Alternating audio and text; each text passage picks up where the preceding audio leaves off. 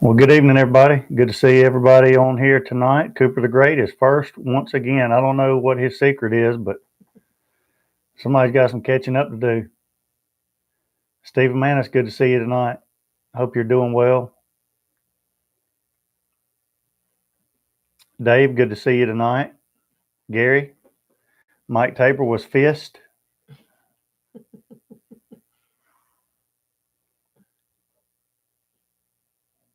Stephen had me a day off work.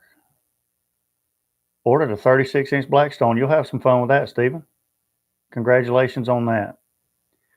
Tom, good to have you tonight. Dave C., good to have you. Mark Summers, good to have you. Austin, brother, hope you're feeling better. Austin's had a rough go this week. He had a rough birthday and he was sick on his birthday, and so I hope you're feeling better. Get well soon, buddy. Nice little crowd tonight. Be sure to give us a thumbs up if you like what you see tonight before you hop off of here. That is greatly appreciated. If you're a subscriber and you're not, or if you're on here but not subscribed to the channel, please subscribe to the channel. Hit that bell for some notifications every time we post a video or go live. That would be pretty cool. Share the videos. That helps us get spread around and get some more views. And if you would like to support the channel, feel free to throw a super chat in there if you like. It's greatly appreciated and certainly helps us make the channel as good as it can possibly be. So thank you guys for all the support that you give us. Tonight, let's talk about some announcements. First of all, I'm really excited tonight. We've got a great call-in guest. It's been a couple of weeks since we've had a call-in guest, but the way I look at the guests is I don't want to have a guest just to have a guest. I want it to be somebody that's going to give you guys something that you're going to learn something from, and that's going to be pretty interesting. And tonight we've got a great guest. I appreciate the time that he's willing to give us. Curtis Nations, Pitmaster from Traeger. He's going to be on here, as well as he also has a competition team, Utah Barbecue Supply, or Utah Barbecue Company. And so really glad to have him on here tonight.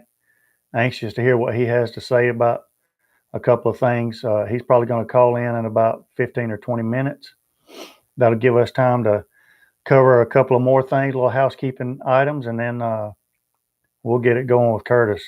But again, really thankful that he's taken the time to give us some of his knowledge that he has. So that's going to be a good show. Kip Jones, good to have you tonight. Happy New Year. Sure to say, Tom. I did. Amy's here. Miss Delana, good to have you tonight. Miss Amy, good to have you as well. Always good to see the ladies on the show as well. Steve at Owl's Nest Barbecue. That was going to be my other announcement. Tomorrow night, going to give you guys something else to watch this week. Tomorrow night, Steve was kind enough to ask me if I wanted to be involved with his live stream on Facebook with Owl's Nest Barbecue Show. And I was more than happy to say yes. He's got a really cool deal going on over there.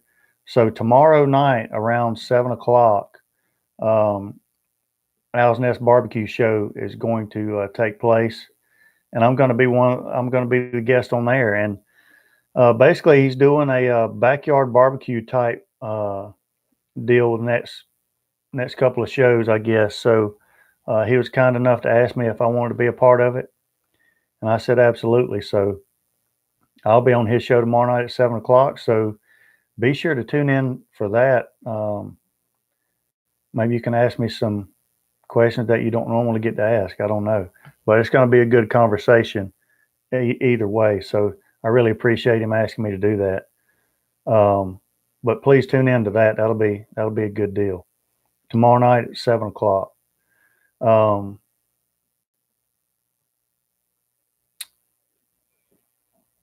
to make some chicken wings this weekend. That's going to be awesome. Jus Piddlin in, I'm going to say Brenham, Texas. Mm-hmm. Good deal. Good to have you tonight. Thank you for being here. Hey, Jace. Jace, good to have you. Hey, Fred. Iron Bean Coffee's in the house. We got any more of them mugs? Mm-hmm. Yeah. The next person that comments gets a free mug because Iron Bean Coffee Company. No, I'm talking about after I announce it, babe. Oh, God. Because Iron Bean Coffee Company showed up in the house. Miss Amy, Lord help. Oh, Lord. Well, Miss Amy wins the Iron Bean Coffee mug thanks to Fred and Chanel. Whoop, whoop. Matter of fact, cheers. Yeah. Yeah. Fred, he put his Fred, logo. I made it ambidextrous. We've got the Iron Bean Coffee on this side, and then I went ahead and did the Jus Piddlin BBQ on that side. Cheers. I was like, what happened to my coffee cup? I saw an advertisement opportunity. That's awesome. It's everywhere. Good stuff. If you anybody out there that's watching tonight, if you haven't checked out Iron Bean Coffee, go check them out because they have the best coffee on the planet, and they're two of the best people on the planet. So check them out. A lot of good. There's a lot of people on here now drinking Iron Bean. We spread the love a little bit. Mm-hmm. But great people, man. I love them. Awesome. Fred, you've even got me talking, looking at those dadgum flannel shirts. Justin Stanley, thank you, brother. Much appreciated. Right on time. Thank you very much. So is that every stream thing now? I remember you saying something about that a month ago or so. I think it is, Kip. I think it's every Thursday at 7 o'clock, and then I think he does a few irregulars. My buddy Fetty, fitting that grandma sauce, is front and center. That's right. Gone. Well, there's more where that came from, brother. My buddy Fetty, if y'all hadn't checked out Got It Made, go check him out.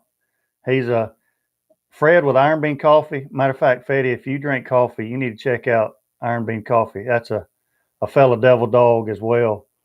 Fetty, he's a fellow devil dog too. And man, you talking about two great guys, two peas in a pod. That's what they are. So y'all need to check each other out. Got It Made. He can make just about anything. And a great guy on top of that. So cool stuff, man. I'm glad y'all are here. I think Kit was talking about which if one? Fred and Chanel show up. Oh, you're going to do that. That's what he's talking about. Yeah, well, that could be. I don't know. It depends on when we run out of mugs, I guess, Kip. It's funny. We've been waiting for them to do that. How long now? Because we didn't tell them. Yeah. So I kept it a secret. I said, well, next time they show, Iron Bean Coffee shows up on the channel, the next person that comments after we tell them, we'll give away a mug. Well, it hadn't really happened, so we gave one to Cooper the Great, I guess, because he was first on the show. Somebody answered a question. So we gave that one away. But this is the first time that it's actually happened tonight, so that's pretty good stuff. Yeah, he meant the mug thing. My bad, Kip. I got you, Kip. I'm a little slow on the uptake sometimes. Lord help. Fetty Semper Fi, brother. Nate, he's on the rifle range. He's firing this week, so anxious to see how he does. See if he brings home that expert badge like old Pop. I mean, it ain't 3rd Battalion shooting now. It's just regular shooting, and 3rd Battalion guys can shoot a lot farther than them regular guys. What was Fred? What was Fred? I don't know what battalion he was. What about Fetty? I think Fetty might have been first or second. Fetty, were you first or second? Fred, what were you?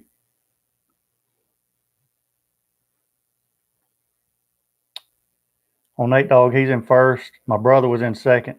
Fetty's third. Oh. Isn't that just around the corner from Second? No, man, it was what? Yes, Amy. We had to swim to the island. We weren't even actually on the island. We had to swim to the island. Fred's first and Fetty's second. Yeah, Fetty was second. My brother was 2nd Battalion Hotel Company, and Nate is 1st Battalion Bravo Company. That's my brother. My man Harley, there he is. 2064 was Fetty. Harley will tell you. There's my brother right there, Fetty Harley. Harley will tell you, man, he was surprised how far we had to swim to the island. He couldn't believe it. They were eating ice cream in the chow hall.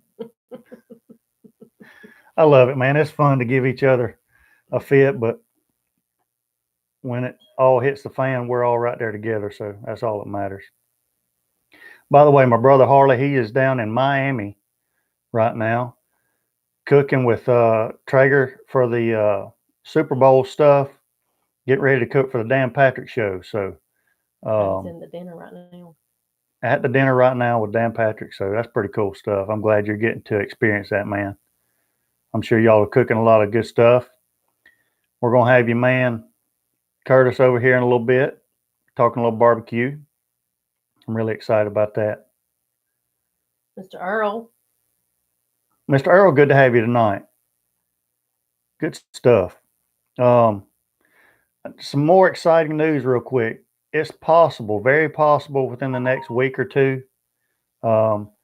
Nothing, you guys know, nothing is concrete until it's here, physically here, but there may be a new addition to the barbecue, to the Jus Piddlin BBQ grill lineup within the next week or two. We may have to expand the grill shed a little bit. No, we ain't expanding nothing.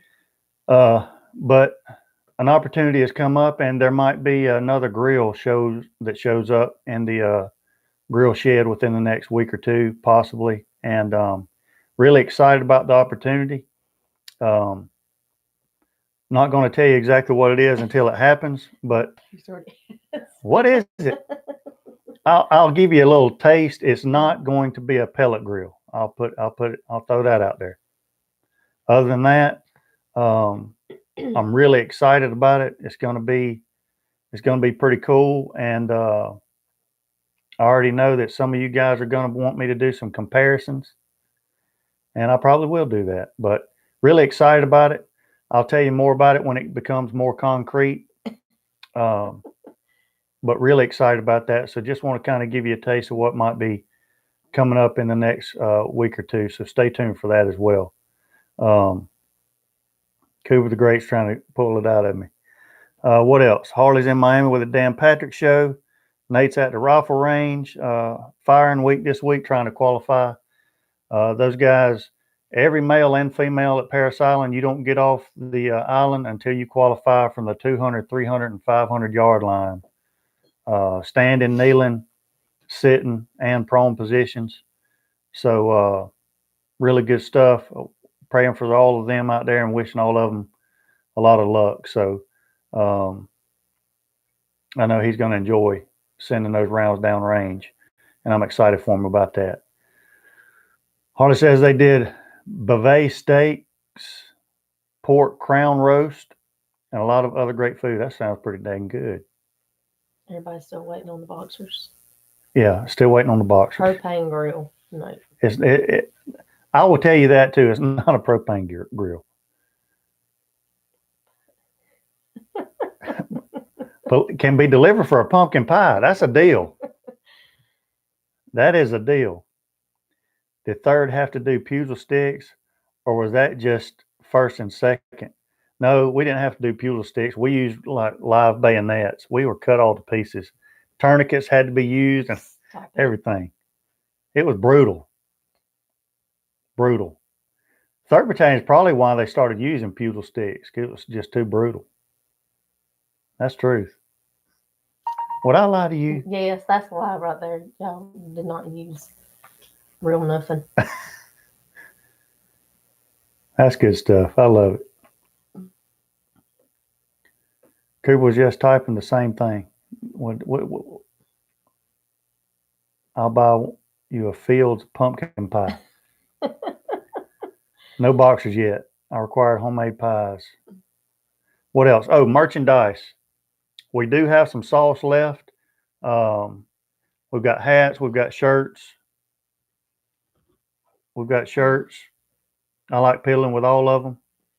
Cows, chickens, hogs, frogs. No. Yeah, we do. We love frog No, legs. no. I don't. J Cat, good to have you tonight. So tonight, Curtis is going to call in. We're going to have a little Q&A with him, and my lovely wife Brandy is going to watch your comments and take notes of any interesting questions that they might have. Of course I am. And we'll shoot them his way as well. I've got a list, of course, to ask, but you guys always come up with the better questions. Most of the time when I don't have a whole lot to talk about, those are the best nights because you guys end up coming up with the better topics, and it makes the night go a lot smoother. So, Everyday Barbecue Mike, bless you, brother. Thank you, man. If y'all haven't, y'all go check out Everyday Barbecue. Mike's got a great channel. I know Mike Tabor, if he's not checking out Fetty's stuff. By the way, Fetty, Mike Tabor says for the past month that he was making a table, and we have requested pictures as evidence of this table, and we haven't seen them yet. He always uses the table as an excuse as to why he's late for the live streams, and we haven't seen one picture yet. So I'm still waiting on a picture of that table, Mike Tabor. I'll pick on Mike. Yeah, so the Wi-Fi get fixed for JCat? That's a good question. So JCat, Tom's asking. yeah, JCat, how about the Wi-Fi? Did it get fixed? I know me and Harley talked, and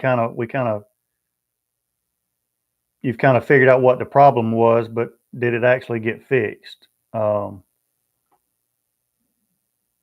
Not yet. So I think I think one of the problems was, I think maybe a password got to the Wi-Fi deal, got forgotten or something, and then a new password was made. And speaking of the devil, there's my man Curtis. So we'll take this. Hello. Hey, Sandy. Curtis, good to have you. Thank you. Hope You hear me all right? I'm in a car. Oh yeah. Yeah, you on your way back from work? What we're doing is we're shuffling kids around from one game to the next tonight. Gotcha. I understand that. So I got my daughter, my wife's got my son, and we're just kind of all over. Well, I hate that we had to get you at a bad time, man. No, we love it. That's a great time. Well, first of all, I want to say thanks for just taking the time to call in and give us a little bit of your time. You know, I know that you're a busy guy and all that, but I know that we're going to gain a lot from some of the stuff that we talk about with you tonight. So I want to say again, thank you very much for taking the time to do this. Yeah, you're very welcome. Anytime. So first off, Curtis, I mean, you've been doing this for a good while now, and you've got a lot of experience doing it. When did you start getting interested really in doing barbecue? So, you know, unlike you and Harley, you guys are from the South. Your family was into it. I know they had a little restaurant, your grandparents, or maybe your parents, and we didn't have anything like that here in Utah. I don't think I really had barbecue until I was about 21 in San Francisco area. You know, real barbecue. My mom would chop up some pork ribs, you know, the boneless spare ribs, which, you know, aren't even a rib. Right. Throw them in barbecue sauce in the crock pot, and that's what I thought it was. In about 2001, 2002, just gotten married. We just bought a home, and we got a satellite package with the TV. And I was watching it was Food Network. Back before they really had programming, they had the Emerald Lagasse Live and a few other shows like that. Oh, yeah. And they ran this half-hour show where they were just at the Jack Daniels barbecue contest. Like there was no host. It wasn't really produced like they do now. It was just a guy walking around with a camera, really talking to some of these guys cooking barbecue. And I don't know, something about it just really made me curious and really got me excited about doing it. So me and my brother-in-law started out in our backyard on a charbroiled gas grill, and it had these little domes over the fire where I had three burners, and it had these little pyramids, and you could turn it upside down and put wood chips in them. Yeah. And that's kind of where we started, and it was horrible. You know, the guys on TV said they were cooking pork butts, so I went out and I bought a pork butt, and we throw it on this gas grill with one burner on. No idea what the temperature inside the grill was. Just that it was puffing out a lot of smoke, and every time it stopped, we'd throw some more wood chips in it. And after about 6 or 7 hours, we would take this pork inside, and we were, you know, both young couples. We'd feed our wives, and we'd slice it into steaks. And, you know, I laugh now. I don't know how it didn't kill us, but we would slice it into steaks until it turned pink, till it was raw. And then we'd throw that back on the grill and eat those steaks. Oh, wow. And I mean, it was chewy, it was tough. And we did that for about a year. And then we decided to do ribs one day. And I mean, it was a horrible experience. The grill started on fire, burned some of my siding. But for whatever reason, the ribs turned out amazing. And so that's what got me really excited. Like the first time something turned out really well. Right. And it got me really excited about it. It was on accident. I didn't do anything. I couldn't tell you what I did to them, but they were good. Yeah. And so we went just kind of in our backyard like that for about 5 years. We were way behind the times. I think we finally got the internet in maybe 2009. Yeah. And then I started kind of looking things up online, learning a little bit more about it. I started listening to I was a bus driver at the time, so I was in a bus 8 hours a day. I'd put an earpiece in on the side that the passengers weren't on, and I'd listen to the Barbecue Central, the Greg Rempe show. And I learned a lot through that, and that's what got me excited about competition. So we started looking into kind of how to cook this competition barbecue. That year was the year that the original season of PITMASTERs came out. Right. So, you know, we kind of took some things from there, and we messed around with that for another couple of years. And then I just went online and looked up, you know, barbecue contests near Utah. I didn't think there would be anything in Utah. Right. This website popped up, the Utah Barbecue Association. I think it was organization back then. They've changed it now. And it was just like a little, almost like the Smoking Brethren style, you know, just a little web page where guys could ask questions. And they held, at the time, they were probably holding about 4 or 5 little contests a year. So we kind of got into that. The next year, I think it was about 2010, we went and did a few of the backyard comps, which here in Utah, that was chicken and ribs. So we competed in 2 of those. We won those, and then we went up into the pro division. And we did okay for, you know, that year. I really hadn't cooked a brisket ever. I think I cooked one before my first pro contest, and it didn't. Wow. You know, I thought it was great, but coming to learn about it, it was not very good. Right. So we struggled with brisket that year. And if you know anything about comps, that'll kill you. You know, one category you tank every time, and it'll Right. throw you right out. And so we'd not done very well in brisket. We were getting calls in the other categories, and we were at a contest early the next year at one of the Sam's Club contests, and we cooked. We turned everything in. We thought we did really good, and there was a gentleman next to us that was from California, and we had been talking, you know, just having a good time. And at the end of the day, his wife brought over a piece of brisket and just set it on our table and walked away. She didn't say anything. She set it there and walked away. And I picked it up and tried a piece and just knew that I was nowhere near that. It Right. was really, really good. And so we bought 2 or 3 cases of briskets, me and my brother-in-law, and we cooked one every weekend for about 3 or 4 months. And, we learned that it's not a temp. We were pulling off, the local guy that was kind of over all this was giving everybody advice. And he was winning every contest, and he would tell us, you got to pull your brisket at $1.99 no matter what. Right. Done at $1.99. Right. And so we were all turning in this beef jerky, and he was taking his up to where it should be and killing us. Oh, yeah. So, yeah, after I took a bite of that, I told my brother-in-law, we're overcooking it. So we pulled it at 190, and it was even worse. So then we started going a little bit higher and a little bit higher, and it just, we got to where we thought the brisket was pretty good, and that kind of leveled us out. Once we did that, we started doing well here in Utah. Did really well for 2 years. I think 2012, 2013, we were Team of the Year here in Utah. Fidel, who we'll probably talk a little bit about tonight, took it the next year.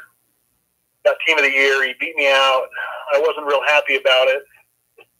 So I just figured if you can't beat him, join him. So we went to the American Royal kind of as a group that year, and I got to know Fidel a little bit better, him and his wife. And we had a lot of fun there. And there was a last-minute contest that year in Las Vegas. And, he asked if I was going, and I said, I don't think so. I don't remember who asked first, but we just kind of went back and forth. I think I'm kind of done this year. It's been a long year, and I think we had both done about 15 to 17 comps that year. And so a few days later, I kind of sent him a message, said, hey, why don't we go do it together? Yeah. So we went down, we did it. We had a blast. So we've been competing together ever since that. This will be our 4th year. Yeah, Fidel sent me a friend request a while ago on Facebook, so that was pretty cool. Yeah, Fidel's a great guy. I really enjoyed traveling with him and cooking. We've been, in Utah for my first 3 or 4 years, it was great. We would have, I could do 12 here in Utah without really leaving, but that's kind of died off now. And I think we're down to maybe 2 a year. So now it's a lot and nothing really close. Our average drive is, 8 to 12 hours one way for a comp. Wow. And you spend a lot of time in a car with a guy, and we became really good friends and really enjoyed cooking together. I think we've done really well with it. Just a lot of fun. Well, I asked Harley, I said, how did Curtis get started? And he was like, man, you don't want to know.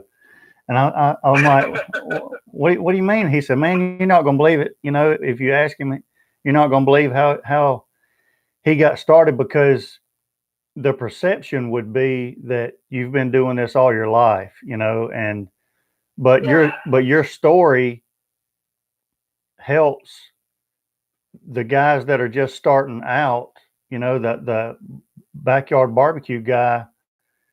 Those kinds of stories are what help them,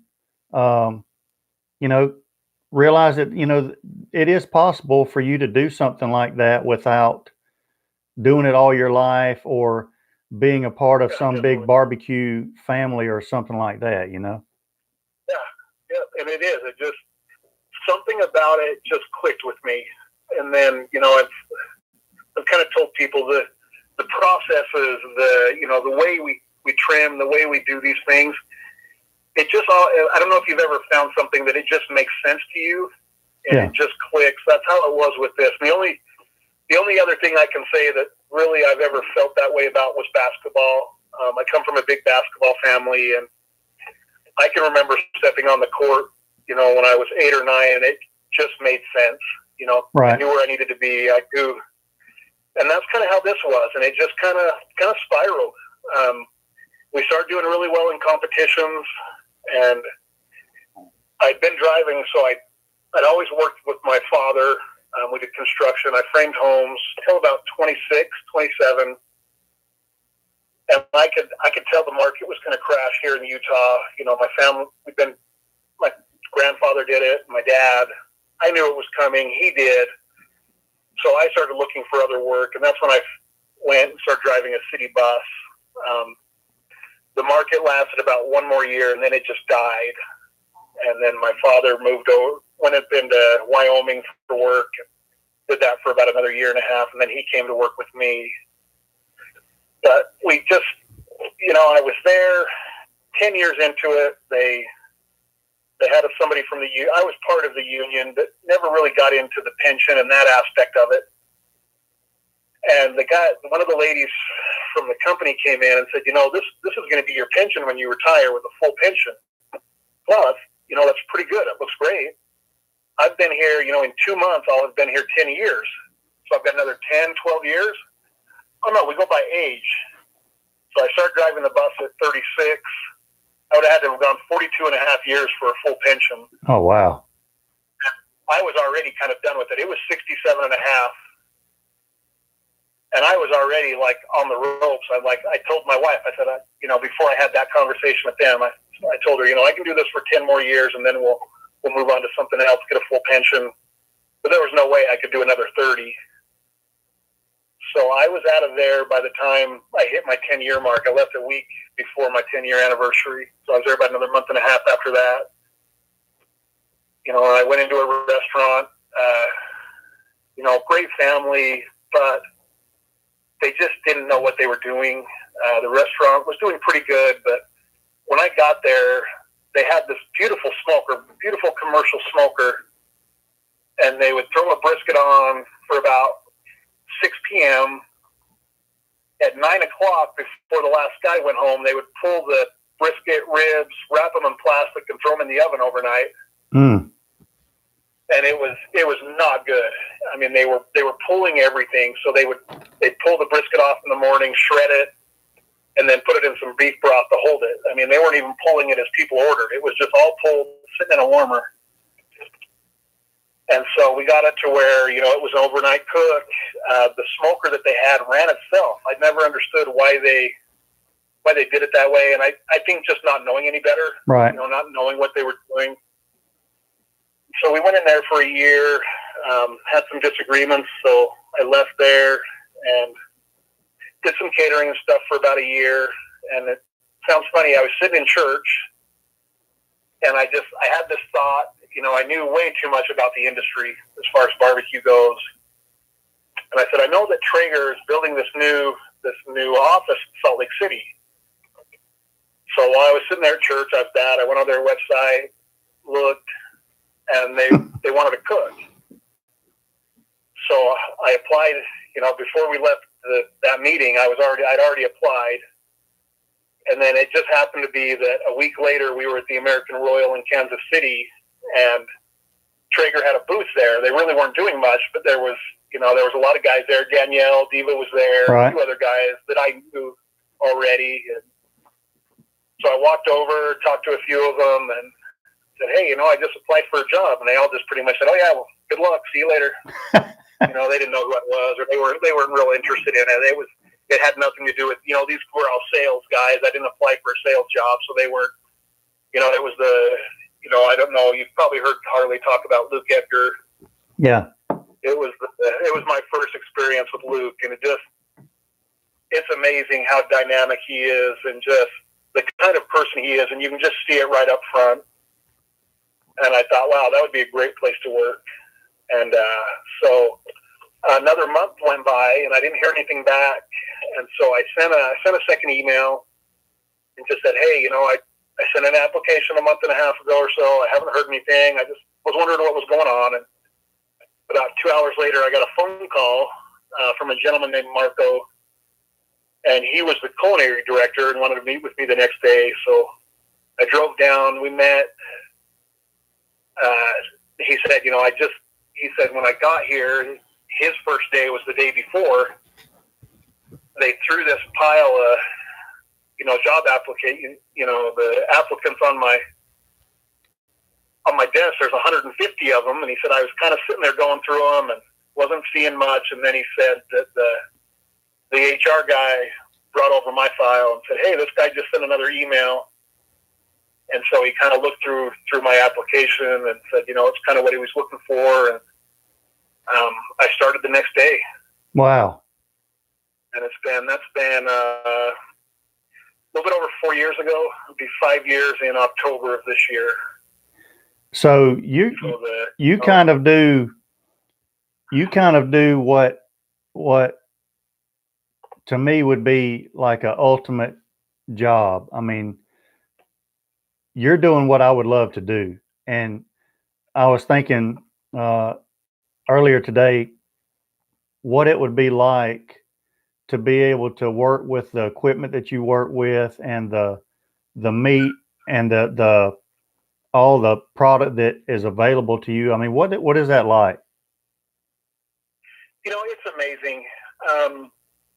You know, a lot of the time, certain aspects of my job can turn into just what it sounds like, a job. Right. And, you know, I might get a little irritated by some of the stuff, but at the end of the day, I sit back and I say, look what I just did today.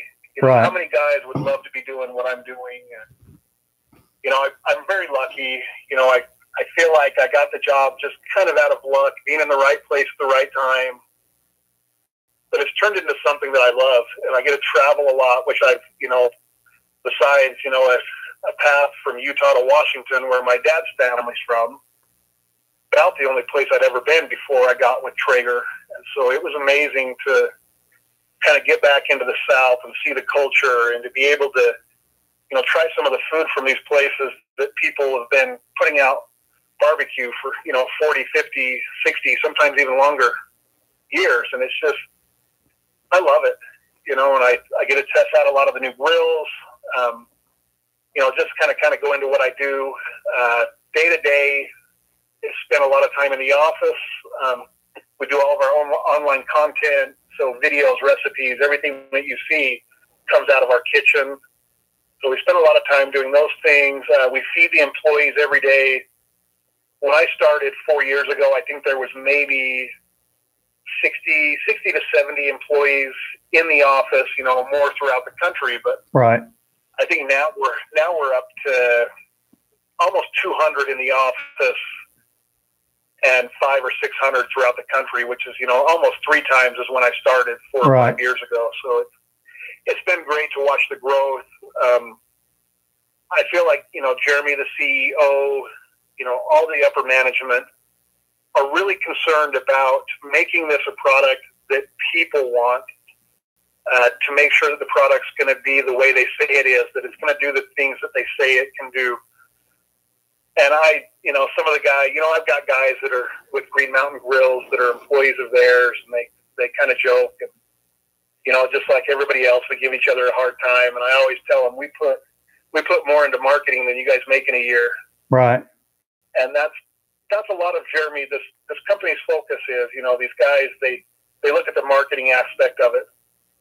You know, they want people to have a great experience, and they're just trying to duplicate it over and over and over. And the money that they put into developing these new grills is just, it's amazing. And it's amazing to see the progress from when I got there 4 or 5 years ago. They were just releasing this, you know, their first real new release in almost 20 years. Right. You know, the Traeger brothers had created this grill, and then they just sold it. You know, they made money. They were happy. There was no improvements. It was just the basic model over and over and over. And this new group of guys came in and said, you know, how can we've got such an amazing product. What can we do to make this better? What can we do to make it more user friendly? And they've really done a great job at it. Well, I've been really impressed with that new rollout with the D2 series and the whole new product line. That's been a huge upgrade compared to, say, the older Pro 34, say 2 or 3 years ago. I've been really impressed with that new lineup of grills. Yeah, they do a great job. You know, the Pro Series are an amazing grill. I tell everybody, always asks, what's my favorite? I really like the Ironwood. Mm-hmm.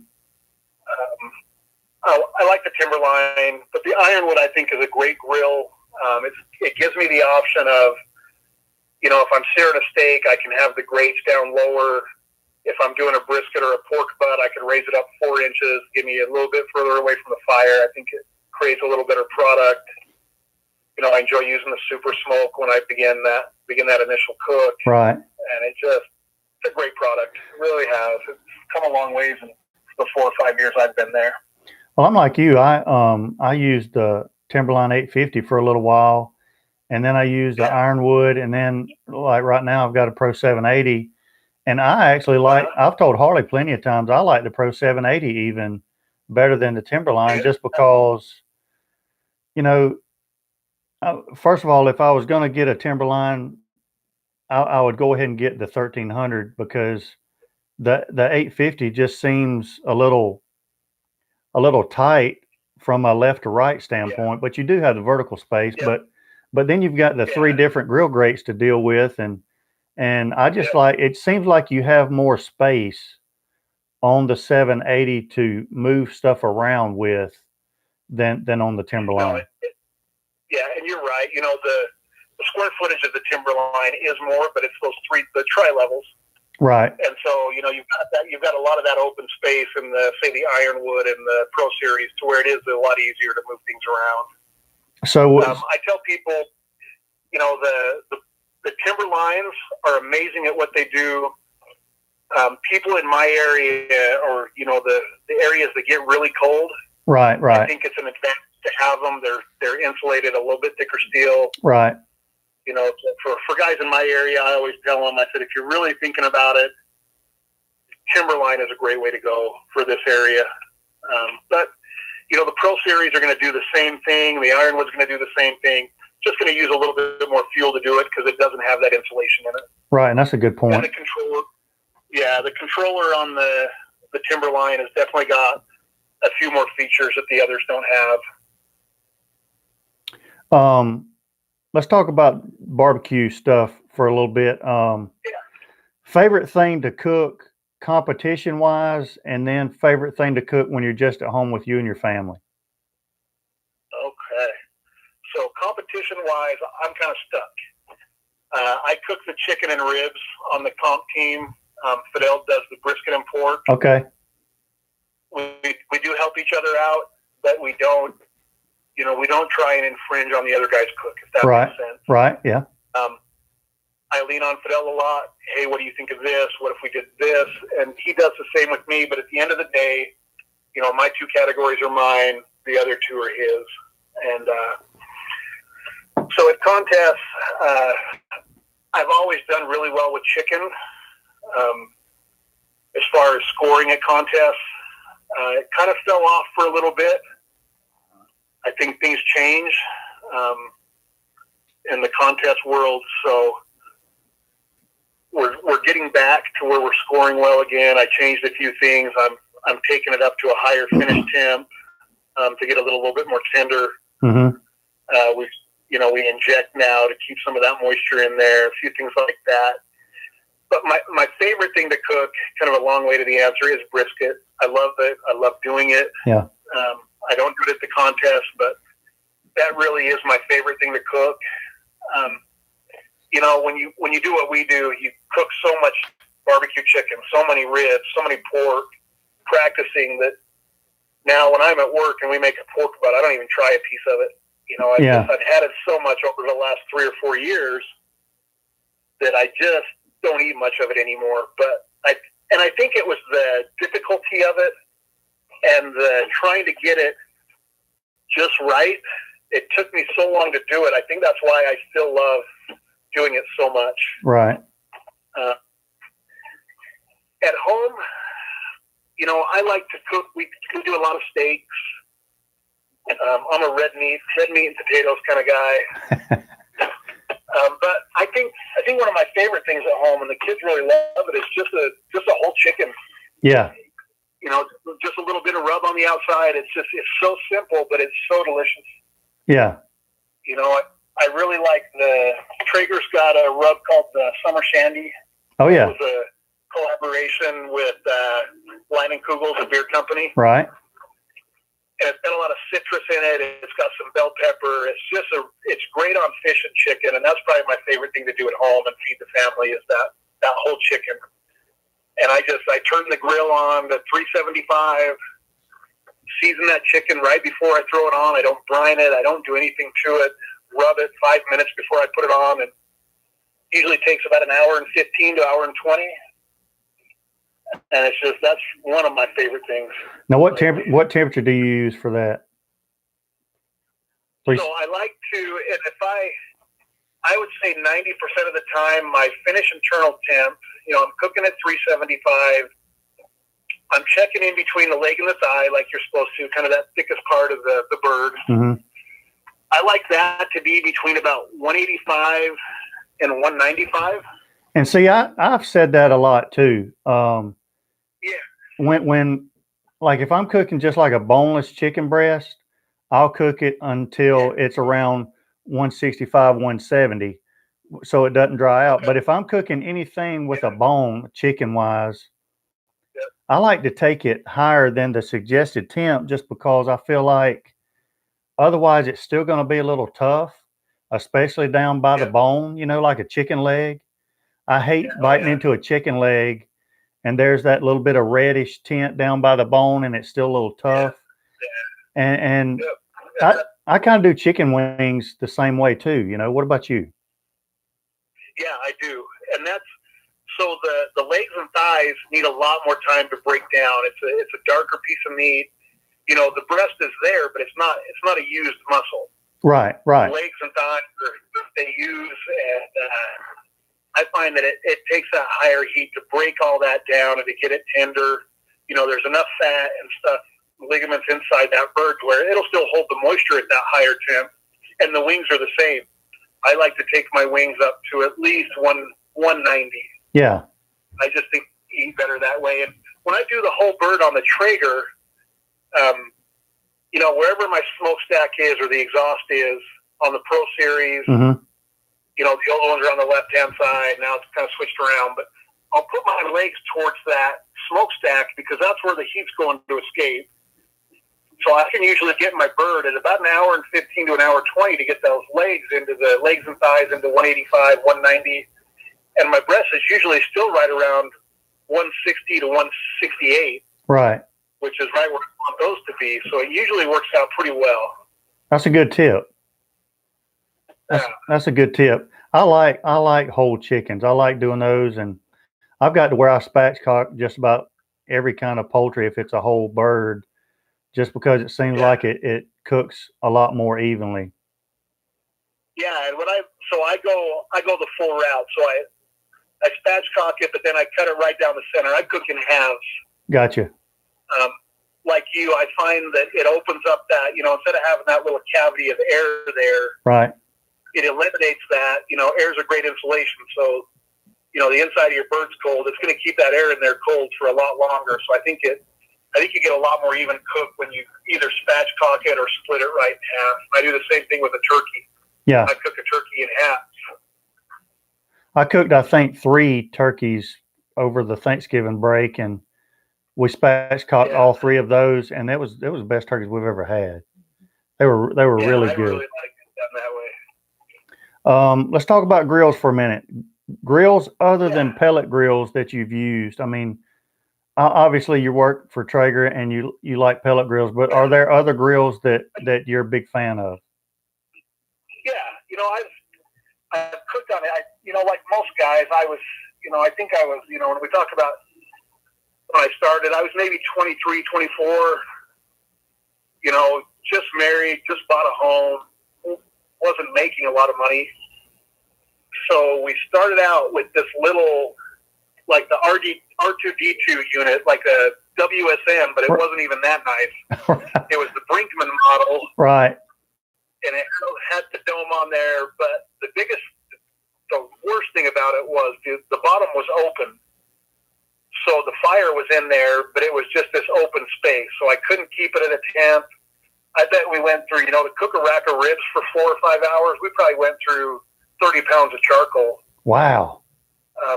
That's kind of where I started. And I see a lot of guys start out with that. Yeah. And then they lose interest right away because it's such a hassle. Well, so that leads me to my next question then is what are some tips that you would give guys that are just starting out? There's a lot of great grills out there. I think a little Weber kettle is a great place to start. Yeah. You can grill, for around $100 You can get an 18-inch kettle. Right. You know, you can separate the charcoal. You can do some smoking on there. It's not really easy to control the temp, but you can do it. Just, you know, start out with what you can afford. And I went from that to a little offset that I found on, you know, it's a KSL is our news site here, and they have a little classified, kind of like a Craigslist. Mm-hmm. I found a little Brinkman on there, a little Brinkman offset a couple of years after we started, and, you know, about a year into that little kind of dome-shaped grill. And we could put out some pretty good food on that thing. That's what we started the backyard contest. That's what we cooked in. You know, that's what we used for those. And then I saw guys around here with ugly drums. Right. Drum smokers. Yeah. And that really interested me. And I, you know, to be honest, I would say for a new guy, that is an amazing place to start. There's a lot of videos online on how to build them. I think we built our first one for, including the barrel with everything, for $95 to $110. Yeah. They're easy to make. They run great. You know, the biggest thing I learned about those was when it leveled off, when it's set at a final temperature, whether it be 275 to 310, I learned to cook to that temperature instead of trying to fight that fire. Right. We started it, and wherever it settled in, I'd adjust my times to that. And so we did, I want to say our first 4 to 5 years of competing was off 2 of those drums and my little Brinkman offset smoker. So I think the drums are a great way to start. Then we moved on to what did we do? We've had a few of the name brand drum smokers, the Gateways. There's a few others out there. They all work great. I have no problems with any of them. I think the Gateway makes a great product. If you want to spend a little bit more money and buy one of those, we did we kind of got into a Traeger through a really old one. I mean, this was an old school Traeger. It was, I think my cousin that I was using it from had bought it in like 1987, 88. So it was one of the originals, and it worked really well for us. And that got me really excited about the pellet smokers. Yeah. It was a way to get I think they have a little bit better flavor than off of a drum, a little bit more smoke involved, and, you know, not so much of the charcoal flavor. Right. So that got me kind of looking into those style of smokers. Fidel is addicted to buying smokers. So once we started competing with him, we've cooked on stumps. We've cooked on. Oh yeah. He's had the Assassins for years. He's got the 36 Deluxe laying the offset. Oh yeah. Those are just made right down the road from the house. Yeah. Yeah. So, you know, I've cooked on those a few times. We've cooked on some bigger offsets. We've done a lot of stuff with the FECs. I don't know if you're familiar with them. The Fast Eddie cookers, they're Pellet. Oh yeah. Also. Yeah, they're pretty expensive too, aren't they? I still have it. It's kind of my baby. I have one of theirs that's the bigger model, the FEC 750. We put it on a trailer. We do a lot of catering out of that guy and some not trade shows, like some festivals, those kind of things. I can put pretty close to 1,000 pounds of meat on that, and it's a pellet smoker with a rotisserie. So it's just easy to use. We've done a lot on that, and it's a great unit. If anybody's looking at a lot of catering or a restaurant, that's one of my recommendations is that guy. It runs so well. It just does what it's made to do with that rotisserie. It's just a real even heat throughout the whole chamber. And we've kind of bounced around all over, and now I want to say 3 years ago, maybe not even that long ago, maybe 2 years ago at the American Royal, Traeger shipped us out there. So I think we kind of felt like, okay, we've got to we've got to cook on Traegers. Right. You know, that it's an obvious. And so we kind of talked about it. We talked about switching things up a little bit. And the first year we did pretty well on all the Traegers. I don't remember our placings or anything, but we had a great time. I thought the food came out very comparable to what we were doing. I think the following year we kind of went back to our old routine. I was cooking, at the time I was cooking ribs and chicken off the Traeger, and then Fidel was using the stumps for the bigger meats, and then came around to the American Royal again. So we went out with Traeger. We cooked on all the Traegers. We took trying to remember the exact places. This was in 2017, so 3 years ago. Right. We took third place in chicken with a perfect score. We got a 180. I forget what we took in ribs. We took a 19th in pork. And then Fidel had an amazing brisket. I mean, probably one of the best we've done. I think he was just outside of getting a call. And we ended up in 5th place overall, which, you know, out of 400 and whatever. That's amazing. Guys, or I think it was almost 500 that year. We were just on cloud 9. Yeah. And then we switched over to all Traegers after that. You know, we figured, hey, it can be done. And we've done really well with it ever since. But me and Harley talk about that a lot with these competitions. You know, I see a lot of other grill companies that, you know, their grill brand is sponsoring a team, but then, you know, that team may go into a whole hog competition and they end up cooking it on an old hickory or something. Yeah. You know, a lot of that out there. You know, I just wouldn't feel right about doing that. You know, if you're going to enter a certain category, you need to make sure that you can do it on the grill that that name is sponsoring that team. You know what I mean? Yeah, definitely, and I agree with that. And like I said, the Traeger's a great product. I feel like I can get, you know, just like everything else, from one smoker to the next, it's going to be very different. The first year we went to the Royal, 2015 or 16 with Traeger, I'd never cooked my comp chicken on a Traeger. So we kind of went through my process. The day before the actual contest, we got there early, a couple days early to set up and get ready for the, you know, those 2 or 3 years, Traeger had a party like you wouldn't believe. I mean, we probably served 4,000 to 5,000 people a night, because it was open bar in our tent. You know, we had bands, we had, you know, all this stuff going on. So we would cook for all that during the day and then start our comp at night.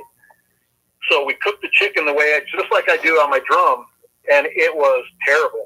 Yeah. I mean, we could hardly bite through it. It was chewy, it was rubbery.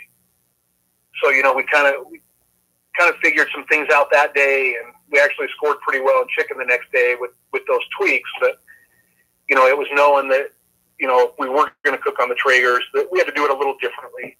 And, you know, Fidel's kind of figured out his process on the Traeger is a little bit different than it was off the gravity feeds and those. But, you know, in the end, we can get the same product out. Right. What do you see as some of the biggest mistakes that guys starting out make? You know, and it's something that's hard to teach to people. In the shop classes we do around the country, I try and get people out of this mindset that you're cooking to this temperature or you're cooking for this amount of time. You know, it's more, especially in these barbecue meats, besides chicken, it's a feel. Yeah. So, you know, I can have 10 Traegers sitting there at a trade show or somewhere, load them up with brisket at the same time. Some of the briskets on one grill are going to be 203, 3 hours before any of the other ones are even near there. You know, and some of the briskets are going to be done at 200 degrees. Some of them are going to be done at 208, 210. It's just all over. So once you get out of that mindset of I'm cooking to this temperature and I'm cooking on this timeline, you can just throw all that out the window. Guys could become a lot better, I think, a lot faster. And the If that reason makes sense. and the reason is because every cow is different. Every hog is different, right? That's right. And so, like you say, you can use the times and temps as a guideline, but you still have to see how that probe is going through the meat and see how tender it is, and let that be the final denominator, right? Yeah, 100%. And it's funny. Interacting with people, you can kind of tell them. And what I've tried to do now in some of the classes is I try and have like a brisket ready right at, just about finished right at the beginning of the class, because it's a 4-hour class. Brisket's the last part of it. So I've still got, a couple hours to let it rest. If I finish, class starts at 5. If I can have that done between 5:30, I can hand these guys a thermometer and say, come and poke this thing. This is what you're looking for. Doesn't matter the temp. It doesn't matter anything else. Just that feel. And we had my original Thermapen at home. At the time I was working a lot, so the only thing I would really cook at home was brisket. That's my family's favorite. I take my Thermapen out there and poke it, and about 4 months into this, my wife said, your Thermapen battery died about 6 months ago. And I don't look at the temperature. I just, right. She says, I could buy you 1 million toothpicks for the price of that Thermapen. Right. Because that's really all you're doing is sticking it in there to see how it feels. Yeah. And I always, and kind of going back to the, every piece of meat's different. I tell people in the class setting, I say, some of the cows are like me. I could sit on a couch all day, kind of hang out and be happy. My wife can't sit still for 3 minutes. Right. Without getting up and doing something. So I always tell everybody, I'm going to be a lot more tender piece of meat than my wife is. It is. It's the same with the cattle and the hogs. Every piece is different. So what do you think is most important, the quality of the meat or the technique? I think it comes down to both, actually. I think technique can get you a really long ways. I think cooking a piece of meat properly, just about, because when I first started all this, I bought some Snake River Farms briskets and screwed those things up worse than anything else I've ever touched. Right. And, in our area, the guys that were cooking the Snake River Farms seemed not to do as well as the guys, I was buying primes at the time and aging them in my fridge. We were doing a lot better than the guys with the Wagyu because, again, they were cooking to instructions that they either found online or they found, through the internet. And it wasn't until Fidel came around that changed in Utah. Fidel can cook a brisket. I mean, it's amazing. And, he says, the first year of competing, I won the team of the year, and I think I won chicken and brisket. And so he set a goal that year that he would beat me in brisket the next year. And he came in, and it was almost every contest was in first place. He was cooking Snake River, but he knew how to cook them. Right. And I think, in a situation like that, you get 3 guys that really know how to cook briskets. You give 2 of them a prime, and you give 1 of them a Snake River. The Snake River is going to come out on top just because of the quality of the meat and the marbling, everything that's incorporated into that piece of meat. But like I said, up until that point, I was killing everybody with some choice brisket or a prime brisket once in a while at a Costco or Sam's Club. Right. And it was just, I figured out, I was taking it, to 2-0. At the time, my drums, they cook pretty fast. So I cook a brisket in 4.5, 5 hours. And I always tell everybody, the faster you cook, the higher your finish temp's going to be because it's going to take a lot longer to break all that down during that hot cook. That makes sense. That's a good tip. So the briskets off of my drum, I was taking those up to 210 to 215 for a finished temp, just looking for that feel. If I was doing a Wagyu, it was more up into almost 220. And my brother-in-law, who's a character, he would get so nervous about me, you know, because we were still up until that point, we were the 199. We got to pull it. Right. And so he had a hard time watching me take a brisket up to 215. I think the highest we got one time was a 222. And we took first place that day. And he said, "I'll never give you shit about it again." Yeah. Or grief, sorry. Yeah. But yeah, like I said, the technique can take you a long ways. And I think a lot of guys kind of look past that.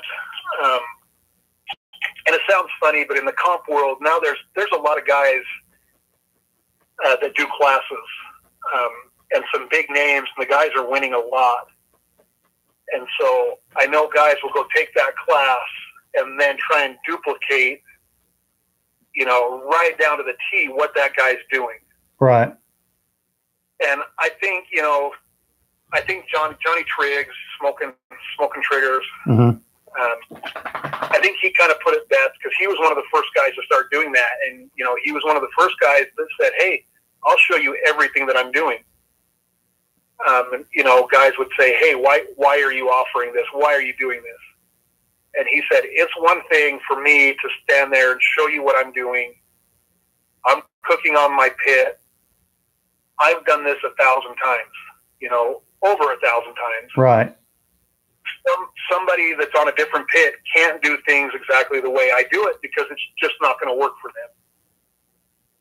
So he says, you know, I do these to give guys, you know, just if you learn 3 or 4 things that can make your cook better, that's what you're looking for. And, you know, Fidel and I have done classes, and that's what we go into it looking for is just, hey, what little thing can we change to what we're already doing to make it that much better? And so I think a lot of guys are skipping that process of learning how to cook. And it just, I don't know, to me, the technique that I learned in those 8 or 9 years where I didn't even have the internet to really mess around with anything, it's unteachable. You know, it really is. Yeah. I always think that you've got to make mistakes in order to learn how to do it right. It's 100% correct. Yep. No, I agree with that. And I, you know, I and you and Harley have probably talked about this some too, but we just don't cook a whole lot of briskets, or, you know, Harley does now, but around here we don't, just because we can't really find them. You know, they're just, nobody has briskets around here. Everybody has, you know, pork butts and chickens and stuff like that. But I've cooked 2 in the past year, I guess. And one was sent to me, and it was a Kobe brisket from down in Pensacola, and it turned out great. But then I did a Snake River Farms a while back, and that thing was amazing. But it was a different cook because I guess, and this is something else I'll ask you in a minute, but I started out at probably about 13 pounds, and I guess I ended up with about a 10-pound brisket by the time I trimmed and everything. But I'm still, you know, pork butts, for example, and large pieces of meat, I always try to at least plan for at least an hour per pound, you know. And this was a 10-pound brisket, and 7.5 to 8 hours, it was done. But me and Harley were talking about it, and, you know, the fat content in a good piece of quality meat makes it cook a lot differently than, say, a choice or even a prime, wouldn't you think? Oh, it definitely does. You know, the Snake Rivers, and you know, a lot of this is, you know, you get that Snake River brisket. It's also aged. Right, so right. Aging makes a huge difference. And when I was doing really well with just the Costco and Sam's Club briskets at the contest, I'd stick them in my fridge and leave them there for 40, 45 days, let them age. And, you know, when I stuck them in there, they were stiff as a board. I could grab the middle of it. It would just sit there straight. Wow. When you lift it out of that fridge after that 45 days, it'll fold in half. Wow. So I think the amount of marbling, amount of fat content that is in a Snake River Farms brisket or some of these higher end cuts, it definitely changes the cook a lot. And I think I think it's a little bit shorter cook. because you're not breaking down as much of that really hard, tissue as, there's not as much marbling through there. I think these fattier cuts do break down quite a bit faster. Right, right. Now, what's your opinion on how much you should trim one of those briskets? So I trim pretty heavily. I would say that on the backside, there's that section where the flat and the point meet. Right. On the bottom, I'm still kind of, the last few briskets I've cooked, I've just left about 1/8 of an inch of fat all the way across the whole bottom of the brisket, which I've enjoyed. But up until that point, I was taking all of the fat off the point side of that brisket on the underneath and leaving the fat on the flat so that I could get a better bark on that point. The point's a lot fattier. I don't think it needs the help that lean cut from the flat does. So I leave that fat there to protect it. I don't feel like the point really needs it. So I would take all that off just so I could get a nice bark on it. And then I take, that big triangle off the top. Right. And then it's, any of the large pieces of fat on the flat. I don't worry, at contests, we'll kind of trim away silver skin, that kind of stuff on the top. I don't worry about that at home. Just the really big pieces of fat. And like you, I'll probably take a 13. I like the 14 to 16 pound range of a brisket. When I'm done, I'll probably be down to 12 pounds. I'll probably take 3 or 4 pounds of fat off of it. Right. Yeah. And it makes you, they're not cheap, obviously. So when you trim them heavily, you feel like you're throwing away, but you're not going to eat that anyway. Yeah, and that's kind of what I tell people in my class. They're like, well, in the classes, we use Snake River Farms briskets. You just paid $120 for this brisket, and you're throwing 4 pounds of it away. And I try and tell people, and this is kind of my competition mindset, if I don't think I'm going to eat something, I don't put it on the grill. Right. So I'm gonna cut all that fat out of there at the end anyway. Right. I'm a big guy. I like fatty meat. I can eat a little bit of it, but I can't eat that much of it. I mean, some of these briskets have 3/4 of an inch of fat on the bottom of them. Right. It's not going to render off. It's not going to go away. It's going to be there when you're done. So, yeah, and I'm the same way with ribs. I kind of trim off those ends because they're going to, the thinner ends are just going to burn. They're not going to be as good. So I just take them right off, and I'll make a stock or something out of it. And kind of the same thing with the trimming. If I get any of the meat off the brisket while we're trimming it, I just save that. We'll make a stock. Fidel trims the briskets for contest. He saves all his trimmings for the year and then grinds it in the hamburger at the end of the year. Oh yeah. So we do things like that with it. Well, for the people that are going to be that might be close to your area or where you're going to be doing classes, tell them about your classes a little bit. Yeah, so it's we call it a shop class. It's a Traeger event. It's 4 hours, and what they do is they'll go into one of our, usually a platinum dealer, one of our higher end dealers that we do a lot of business with. We'll go into that shop for 2 nights. The first night is usually kind of a pork night, and I believe they're switching up the classes a little bit this year. So there'll be some new things involved, but we usually, like last year, the first night we were doing pulled pork, ribs, a reverse seared steak, salmon, and then I believe we were doing chicken that night also. So it's a 4-hour class. We'll have one, there's 3 or 4 of us that instruct them. We'll be up there for the 4 hours, and we walk you right through here's how I picked this piece of meat. This is what I was looking for. This is why I picked this one, through each of the cuts. And then we walk through trimming them. We talk about the seasoning of them, why we do what we're doing. Then we walk through the cooking process. And then we have finished product that we hand out and everybody can sample. And then the second night is usually a brisket, beef, kind of a beefier side of the menu. But informational for guys that just want to have fun in the backyard. It's not a competition class. Right. Usually, if there's a guy there that's kind of getting into competition, I'll go through some of it. I'll show him. I have no problem telling people what I do. Again, they've got to replicate it. Exactly. So I will talk about pump stuff and those if there's anybody interested. Usually there's not. Usually it's just, a husband and wife that are out looking to have a really great time and just to do a little bit better in the backyard. Right.